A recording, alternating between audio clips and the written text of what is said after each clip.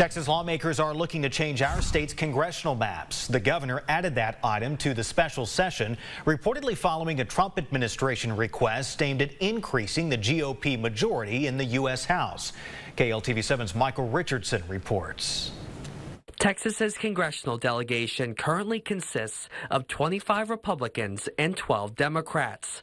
One seat is vacant due to the death of Democratic Representative Sylvester Turner. State lawmakers are looking to draw new maps, which Latorno's Dr. John Barrett says would expand the GOP's majority before the midterms, when the president's party has traditionally suffered seat losses.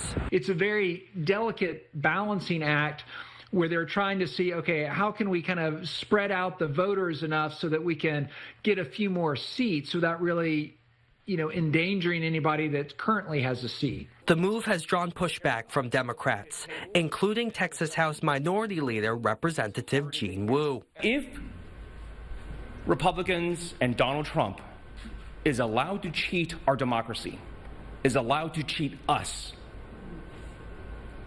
without any repercussion, without even people making a peep, without any kind of resistance, then there is no hope for us anywhere in this nation.